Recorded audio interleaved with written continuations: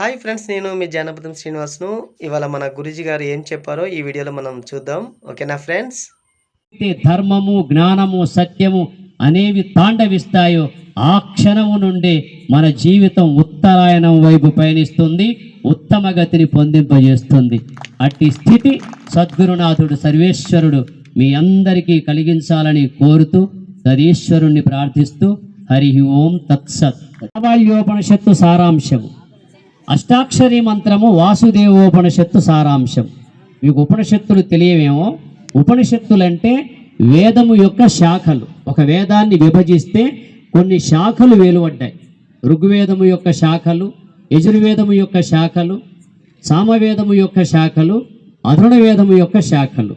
ఋగ్వేదము యొక్క శాఖలు 109, యజుర్వేదము యొక్క శాఖలు 21, సామవేదము యొక్క శాఖలు 1000, అధర్వవేదము యొక్క శాఖలు 50.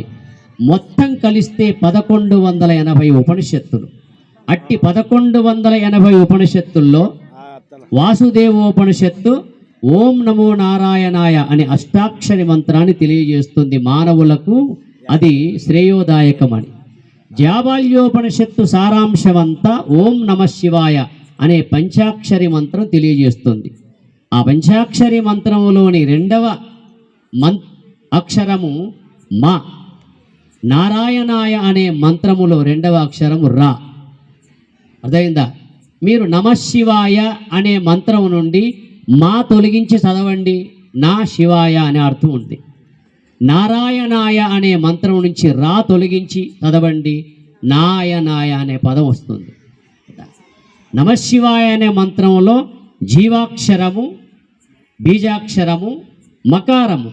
నారాయణాయ అనే మంత్రము నుండి జీవాక్షరము, బీజాక్షరము, రకారము.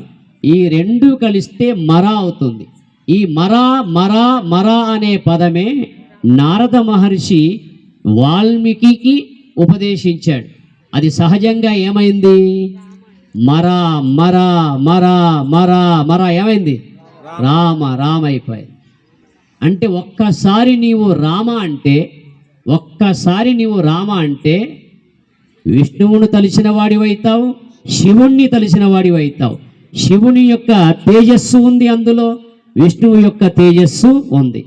శివుని యొక్క తేజస్సు మకార రూపంలో ఉంది, విష్ణువు యొక్క తేజస్సు రకార రూపంలో ఉంది. ఇంత గొప్ప రహస్యాలు గల శాస్త్రాలు మన శాస్త్రాల్లో ఉన్నాయి. ఈ రహస్యాలు తెలియక మూఢ విశ్వాసాల్లో పడి జీవహింస చేస్తూ అజ్ఞానాంధకారంలో కొట్టుమిట్టాడుతూ ఉంటే మిమ్మల్ని ఎవరయ్యా మేలుకొల్పేది?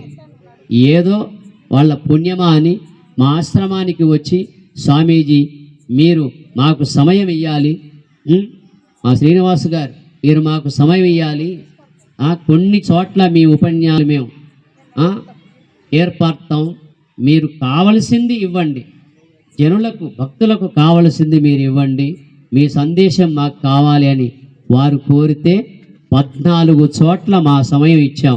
ఇది 12వ ఉపన్యాసం మాది. ఇంకా 2 ఉన్నాయి. మనం ఏం చేస్తున్నాం? పిల్లలకు పుట్టినరోజు పండగలని, మనకు పుట్టినరోజు వచ్చినా, మనకు షష్ఠి పూర్తి వచ్చినా మనం ఏం చేస్తాం? ఊదరా నాయన అంటే వాడు ఊదడం, హ్యాపీ బర్త్డే టు అంటే మనం చప్పట్లు కొట్టడం మనం చేస్తున్నాం. ఇది ఎవరి సంస్కృతి? సినిమాల్లో ఆయా సీరియల్లో చూసి మనం నేర్చుకొని అలవాట్లన్నీ మన జీవితంలో ఆచరిస్తూ ఉన్నాం. మన సంస్కృతిని, సాంప్రదాయాన్ని మనమే ఆ విధంగా ఇది చేస్తున్నాం. మన తల్లుల్లాగా ఉండాలని వాళ్ళు కోరుకుంటున్నారు ఇతర దేశంలో. మన తల్లుల్లాగా, ఓ లక్ష్మీదేవిగా, ఓ సరస్వతిగా, ఓ అమ్మవారి రూపంలో కనపడాలి అని ఇతర దేశస్తులు మన తల్లుల్లాగా ఉండాలని వాళ్ళు ప్రయత్నిస్తున్నారు. మన దరిద్రం ఏమిటో కానీ వాళ్ళ వేషాలు మన పిల్లలకి వేస్తూ ఉన్నాం. ఇది దౌర్భాగ్యమా కాదా? దీన్ని ఉద్దేశించి పోతనామాత్యుడు అన్నాడు, బాగా వినండి.